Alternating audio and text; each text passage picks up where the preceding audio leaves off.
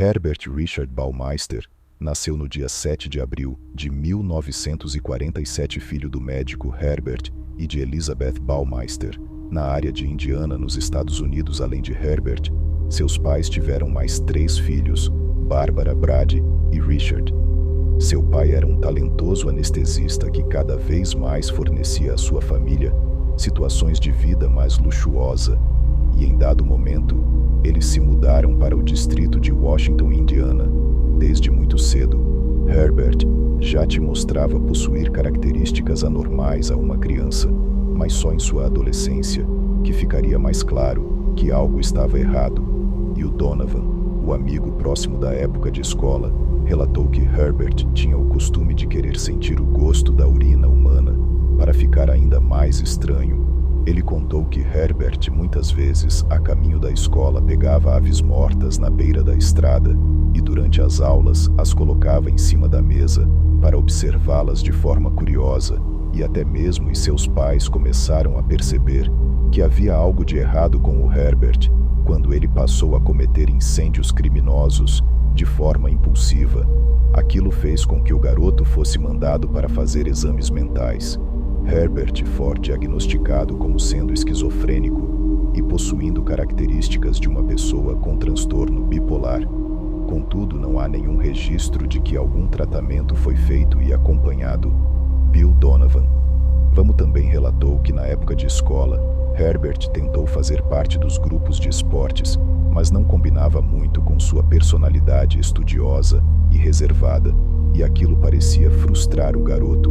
Com o tempo, o garoto começou a se isolar, rejeitando a presença de qualquer pessoa ao seu lado. O resultado daquelas atitudes o fizeram ser visto como um garoto solitário. Ele nunca tentou fazer mais amigos, ou até mesmo conhecer garotas, e nem sequer outra garota tentam conhecer o melhor. Em 1965, com 18 anos, ele começou seus estudos na Universidade Indiana. Herbert claramente não sabia o que estava fazendo lá, desistindo logo em seu primeiro ano dos campos universitários, mas retornando em 1967. Em 1972, ele entrou na Universidade Butler, onde ficou apenas por um semestre devido à influência de seu pai. Ele conseguiu um emprego no principal jornal da cidade, Indianapolis Star. Herbert se sentiu motivado em seu novo emprego, pensando que poderia crescer e se tornar alguém dentro daquele influente jornal. O garoto, porém, não se encaixava com a sociedade do local. Um antigo executivo de publicidade do jornal, Harry Dona, relatam que houve um dia em que Herbert se voluntariou a levar ele e seus colegas para um jogo de futebol. Contudo, algo estranho aconteceu. Herbert chegou no local com um carro funerário que havia conseguido do hospital em que seu pai trabalhava. Harry disse que as pessoas começaram a sair da estrada e davam espaço para que ele passasse. Herbert achava tudo aquilo muito engraçado, e enquanto o resto das pessoas dentro do carro se questionaram sobre a loucura do homem, não demorou muito mais tempo para que ele fosse demitido do jornal, e seu pai acabou encontrando outro emprego para Herbert, dessa vez no departamento de motores para veículos. Seus antigos colegas de trabalho disseram mais tarde que realmente era muito estranho. O evento mais marcante foi quando, no Natal, ele entregou a seus colegas um cartão onde havia uma foto dele e de outro homem, os dois vestidos de mulher. Apesar de suas atitudes estranhas, o departamento notou que, embora tivesse uma personalidade peculiar, ainda era muito inteligente, ganhando futuramente o cargo de diretor da programação. Muitos acharam aquela atitude irresponsável por conta de suas brincadeiras, e atitudes foram ficando cada vez mais infantis e estranhas, como quando Herbert urinou na mesa do seu chefe, que não o demitiu por aquilo. Em um momento, Herbert foi apresentado a Julie Saiter por um amigo em comum dos jovens. Os dois perceberam que possuem algumas características em comum, principalmente o sonho de que algum dia abririam seu próprio negócio. Julie foi se apaixonando por Herbert, por os seus cabelos claros e rosto gentil. Um namoro se iniciou. Então, em novembro de 1971, Eles se casaram numa igreja de Indianápolis numa bela e cara cerimônia. Herbert conseguiu um salário limpo e generoso no departamento em que trabalhava. Enquanto Julie era professora de jornalismo do ensino médio, a mulher, pouco tempo depois, resolveu deixar seu emprego para direcionar sua atenção à futura família. No ano de 1979, o casal teve a pequena Mary, em seguida Eric, em 1981. A vida se encaminhava para uma boa direção até que Herbert pôs tudo a perder. Novamente em uma de suas brincadeiras, ele urinou na mesa do seu chefe, mas dessa vez acertou uma carta endereçada ao governador de Indiana, garantindo assim a sua demissão, e resultou em Julie precisando voltar a dar aula para o ensino médio, enquanto Herbert conseguiu um emprego no brechó. Em seu novo emprego, ele percebeu que aquele tipo de estabelecimento rendia muito dinheiro. Herbert compartilhou com Julie como funcionava os ganhos da loja. Após 3 anos, decidiram investir o dinheiro que haviam juntado em sua própria loja, após pegarem $4.000 emprestados da mãe de Herbert. Abriram a Savalotti, em parceria com o Departamento de Crianças de Indianápolis, uma instituição de caridade da região, e em pouco tempo, a Savalotti tornou-se popular entre as famílias de baixa renda. Herbert e Julie foram elogiados pelo Departamento de Crianças, pois boa parte dos ganhos também iam para ajudar as crianças da região. A loja foi tão bem que, após o seu primeiro ano, ela vendeu mais de $50.000 e uma segunda loja foi aberta. O casal estava conquistando tudo o que sempre quiseram, e assim, tiveram uma terceira filha, a bela Emily, no ano de 1991. A família decidiu se mudar para uma casa de classe média alta no elegante distrito de Westfield, a 32 quilômetros de Indianápolis. O casal comprou uma mansão conhecida como Fox Rollo Farms. A residência possuía 18 longos hectares, piscina coberta, 4 quartos e um estábulo, tudo que Julie sempre havia sonhado para sua vida. O verdadeiro sonho americano, contudo. Depois da mudança, não demorou muito para que as primeiras tensões viessem a se formar. Nele casal, Herbert era um homem autoritário que sempre tinha a última palavra em discussões, e Julie acabava se sentindo na sombra do marido. Isso resultava em períodos de frieza e distanciamento entre o casal, os vizinhos e parceiros de negócios. Ao entrarem na Fox Farms, relataram que o lugar tinha um clima tenso, e isso passou a deixar o lugar abandonado, com o mato crescendo e avançando cada vez mais ao redor de seus 18 hectares de terra, uma mansão sem ordem ou capricho. Julie toda semana levava seus filhos para visitar a mãe de Herbert, a vovó Baumeister, no condomínio ao lado do lago, e em algum momento Herbert passou a se mostrar incomodado com aquilo. Os problemas do casal foram aumentando, e Julie estava cada vez mais cansada daquele relacionamento. E em todo o período que estiveram casados, o casal não tinha mais relações sexuais. Segundo Julie, ela dizia que seu marido tinha vergonha de seu corpo magro, o fazendo ir para a cama sempre de pijama, e quando alguma coisa acontecia, era por baixo dos lençóis. O detetive disse que esses sinais provam que Herbert estava envolvido com algo errado. Eram sinais de perigo e de desordem. Porém, ele entendeu que Julie era uma mulher que, apesar dos problemas, amava seu marido e o compreendia, dando total importância nas atitudes de Herbert. Provavelmente Julie tem entrado em um estado de dependência do marido diante de negócios, e tudo que havia conquistado, fingia não ver os estranhos sinais, foi um método de defesa para suportar o casamento. Essa situação, porém, entraria em um estado cada vez mais sombrio, principalmente no ano de 1994. Naquele ano, o filho do casal, Eric, estava brincando no quintal da casa e se deparou com algo entre as folhagens e o barro. O garotinho foi se aproximando até que percebeu que aquilo se parecia com o crânio de um esqueleto humano. Ele rapidamente levou a sua descoberta até a mãe, que ficou horrorizada ao encontrar todo um conjunto de um esqueleto humano em seu quintal. Quando Herbert chegou da loja, Julie o questionou e ele explicou de forma dramática que aquilo era um dos esqueletos de dissecação de seu pai médico que havia encontrado na garagem, mas que decidiu enterrar no quintal após uma limpeza do local. Julie acabou acreditando no que seu marido disse, mas o que não imaginava era que aqueles restos eram de uma das vítimas de seu marido. Herbert Baumeister já tinha outros nomes, como por exemplo o estrangulador da Interestadual 70 que atormentou Ohio de 1980 até 1991 e que agora construía um reino de vítimas em seu novo território em Indianápolis. E o detetive particular do Virgil Vandagriff era respeitado na região de Indianápolis. Sua empresa era focada em todo tipo de investigação e purificar ativa 24 horas por dia. Se tornou rapidamente conhecida.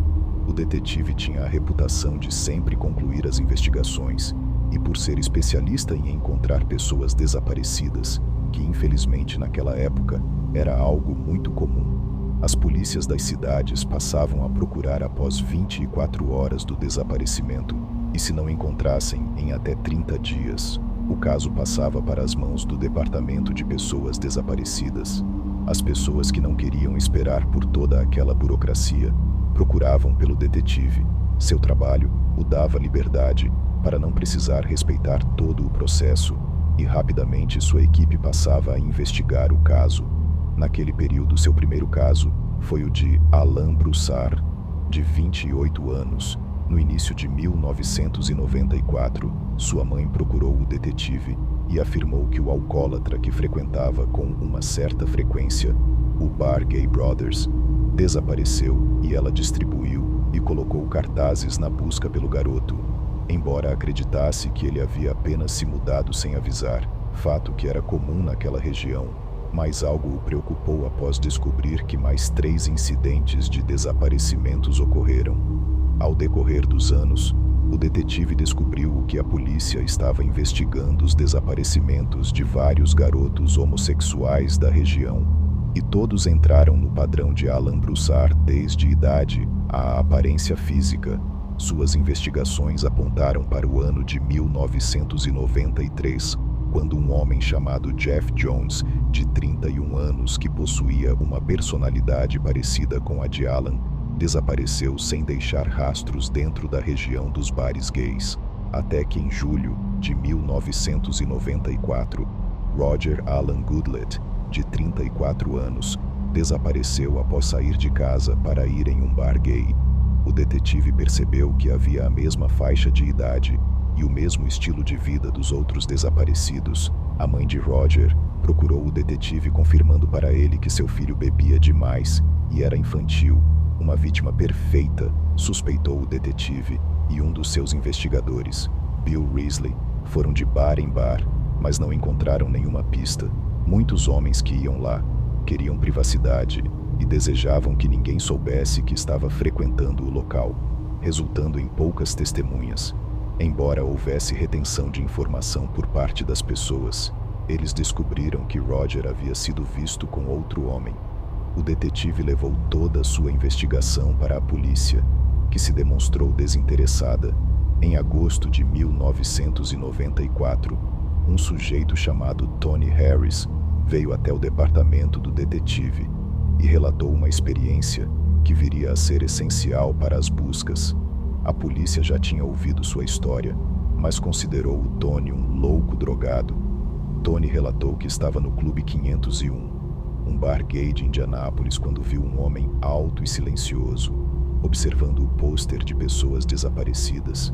O que chamou sua atenção foi como ele observava a foto de Roger Goodlett, que estava pendurado atrás do balcão do bar. Tony suspeitou daquele homem e se apresentou a ele.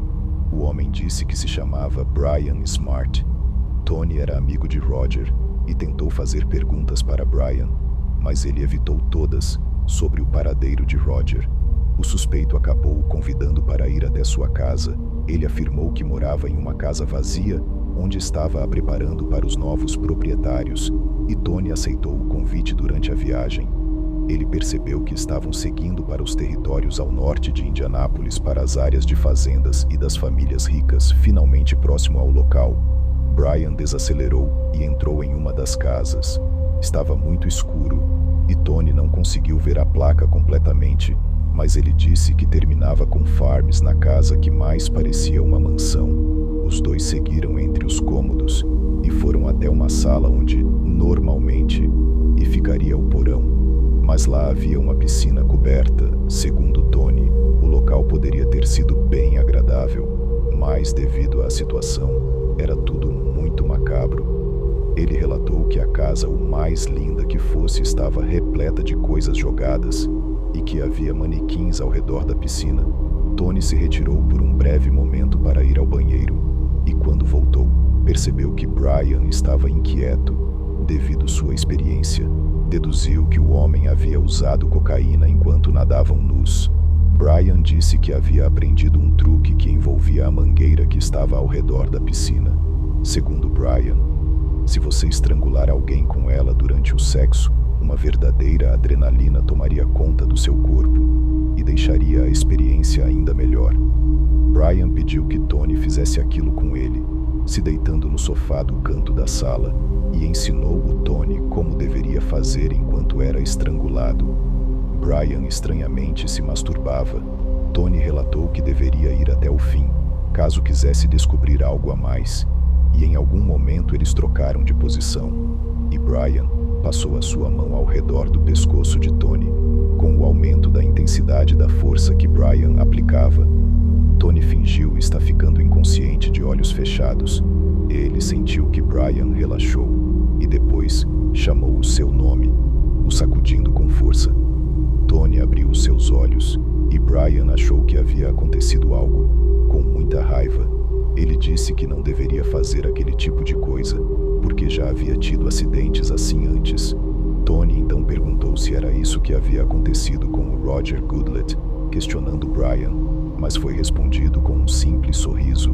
Depois de um tempo em que as coisas se acalmaram, Brian acabou pegando no sono, e Tony se aproveitou para explorar a casa, mas tudo o que encontrou foram brinquedos infantis e roupas femininas em todos os quartos.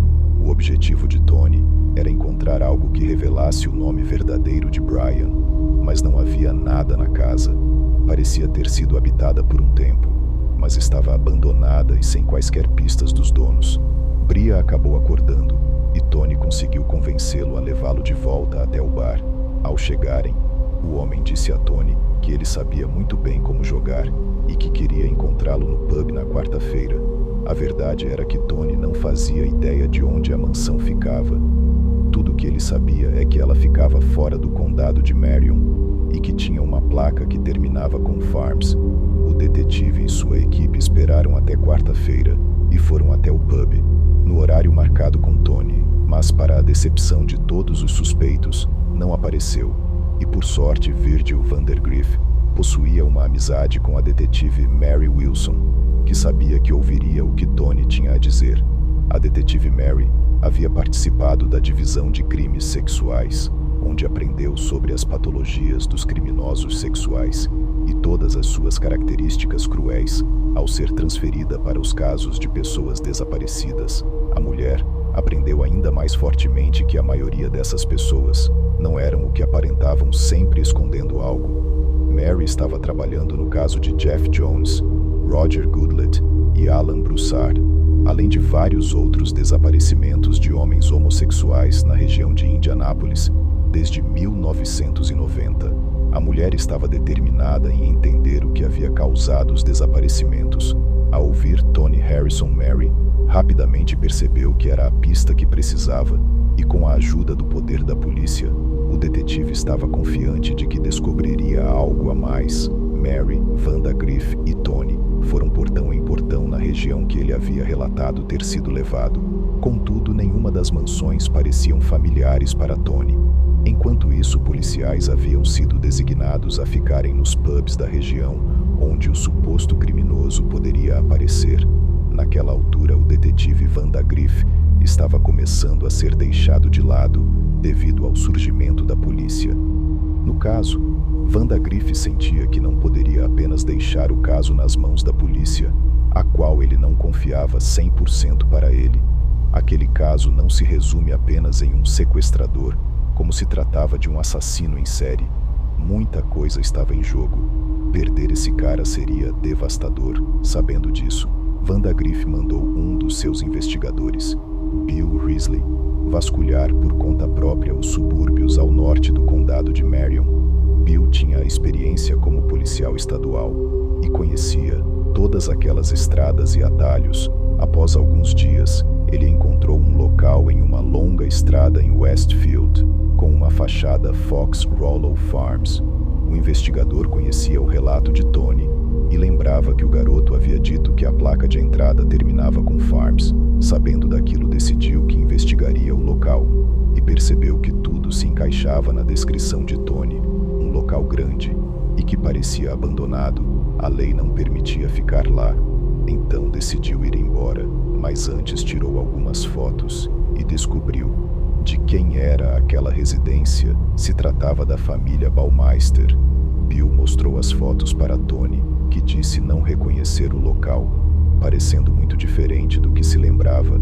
Enquanto as investigações aconteciam, Herbert estava cada vez mais degradante e exigindo mais de seus funcionários na loja e agindo como se fosse um grande rei. Seus funcionários, enquanto isso, suportavam o comportamento de seu chefe, mas perceberam que havia algo estranho. Ele sumiu por horas e voltava sempre cheirando a álcool, dando ordens para qualquer um que passasse na sua frente por conta da falta de gerenciamento. E as lojas começaram a decair. É importante lembrar que atitudes como essas são esperadas em assassinos, ainda mais se estiver em uma posição como Herbert. Embora fosse rico e respeitado, sua condição mental nunca o ajudou a segurar seus comportamentos estranhos e extravagantes, e o excesso de álcool e drogas é um ato comum. Após começar a cometer assassinatos, quanto mais estável estiver a condição mental do criminoso, mas será visível para sua família e amigos a mudança de humor e atitudes. Herbert estava fingindo e escondendo o que andava fazendo por muito tempo e arquivou aos poucos o que estava consumindo. Já havia se passado um ano desde que o detetive Vandagriff e Mary Wilson começaram suas investigações e buscas pelo suposto Brian Smart. A sua verdadeira identidade ainda era um mistério para todos, o que frustraram as investigações fortemente. Até que no dia 29 de agosto de 1995, Herbert Baumeister decidiu parar no bar Gay Vast Lond. Contudo, no local estava Tony Harris, que ao vê-lo sentiu uma imensa felicidade e logo passou a conversar com Herbert com uma frieza respeitável. Ele manipulou aquele homem que o conhecia como Brian Smart e anotou a placa da caminhonete e com que o homem havia ido embora. Na manhã seguinte, entregou a informação para Mary Wilson. A placa de numeração 75237A não pertencia a nenhum Brian Smart, e logo o seu nome verdadeiro passou a ser conhecido por todos como Herbert Richard Baumeister, de Westfield, Indiana, o homem que morava numa bela propriedade chamada Fox Rollo Farms com sua esposa e filhos. Todas essas informações bateram completamente com as investigações do detetive Vandagriff, com o relato de Tony e com a investigação da polícia. Com tudo isso em mãos, Mary, após alguns meses de organização e união de provas, apresenta alguns documentos da investigação para o tenente Thomas Green. Os dois oficiais foram até a loja de Herbert no dia 1º de novembro de 1995. Informaram a Herbert que a polícia estava investigando o desaparecimento de jovens na comunidade de Indianápolis e que ele era um suspeito, pedindo assim a permissão para que sua casa fosse revistada, pedido esse que ele negou rapidamente. E a detetive Mary tentou uma nova abordagem, indo ao encontro de Julie Baumeister, que também teria o poder legal de permitir a uma busca pelo terreno da propriedade do casal.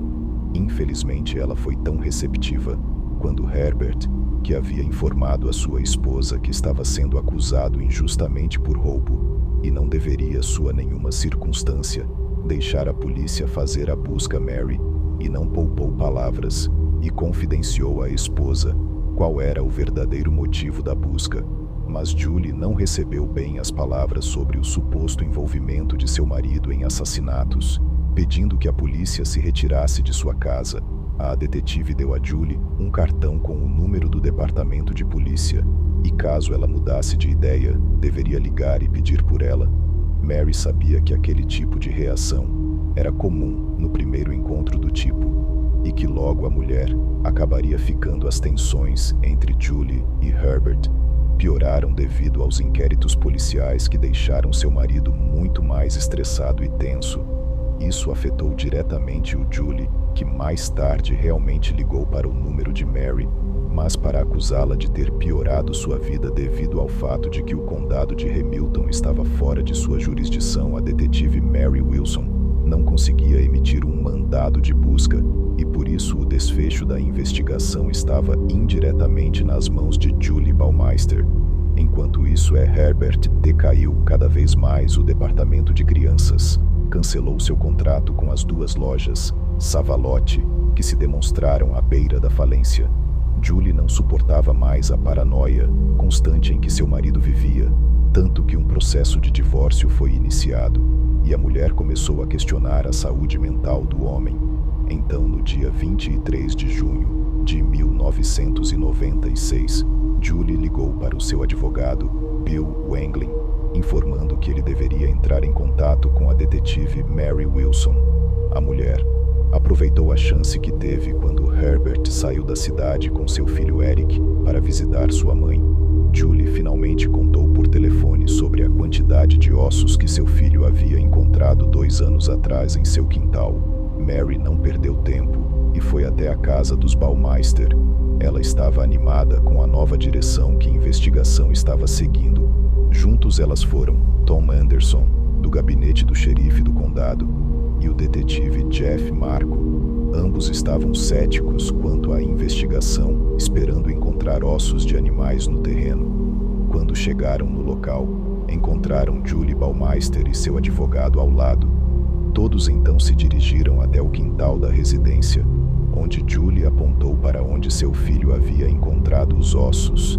Julie se defendeu, alegando que acreditou na história de seu marido. Por isso não avisou a polícia antes. Os homens caminharam pelo quintal e encontraram um osso carbonizado de mais ou menos 30 centímetros. E logo ficou claro. Todas aquelas pedras espalhadas pelo chão eram, na verdade, fragmentos queimados de ossos. O advogado de Julie, Bill Eden, mais tarde relatou que observar tudo é inacreditável. A detetive Mary Wilson entregou o saco de evidências ao antropólogo forense Stephen Hawking, da Universidade de Indiana, que mais tarde confirmou as suspeitas. Ele relatou que todos eram ossos humanos e que alguns haviam sido queimados recentemente. No dia seguinte, a equipe toda da polícia isolou a área e percorreu cada pedaço do cemitério secreto de Herbert Baumeister. Mary sabia que no local poderiam ser encontrados restos dos jovens homossexuais que haviam desaparecido ao longo dos anos. Em pouco tempo, o local já estava tomado por pessoas, incluindo a promotora Sonia Wickamp e mais de 12 detetives da polícia, além de Stephen Nowrock e 2 assistentes para realizar uma exumação científica detalhada do cemitério. Bandeiras laranjas serão postas a cada nova descoberta. E em menos de 30 minutos o terreno já contava com quase 100 marcadores. A equipe afirmou que o local era pior que a cena de um desastre natural em massa, e no interior da casa, a piscina coberta foi encontrada exatamente como Tony Harry havia descrito no local. Encontraram uma câmera parcialmente escondida que a polícia teorizou ter sido usada para gravar. Julie passou a ficar preocupada com a segurança de seu filho. Eric, que estava com o Herbert, se ele descobrisse o que estava acontecendo em sua casa, seria impossível pensar no que poderia fazer com isso. A promotora Sonia e o juiz do condado ordenaram que o garoto fosse retirado de perto do pai o mais rápido possível, quando a polícia apareceu com os papéis para escoltar a criança. Herbert a soltou calmamente, sem imaginar que seus segredos estavam sendo descobertos em Fox Rollow Farms. A primeira grande questão foi como Herbert teria estrangulado e queimado e enterrado tantos homens, sem o conhecimento de sua família. Vários meses, principalmente durante o verão, ela e seus filhos iam ficar na casa da mãe de Herbert, que havia ficado viúva, e adorava passar com os netos. Os policiais responsáveis por montar a linha cronológica afirmaram que as datas das visitas coincidiam com as datas dos desaparecimentos das vítimas. Nos 2 primeiros dias de janeiro, buscas à equipe de voluntários chegou a 60 pessoas. Imagens de 5.500 ossos foram encontrados, e até então, 4 corpos já haviam sido montados pelos antropólogos. No momento durante as escavações, os vizinhos vieram informar que no limite do terreno haviam uma área onde poderia existir mais ossos. O local foi examinado e encontraram costelas, vértebras e espinhas, e junto a eles, latas de cervejas, da marca favorita de Herbert, também foram encontradas assim que a exumação na vala terminou. Ficou determinado que mais de 140 ossos foram encontrados, que pertenciam a 7 homens. A contagem de mortos havia subido para 11.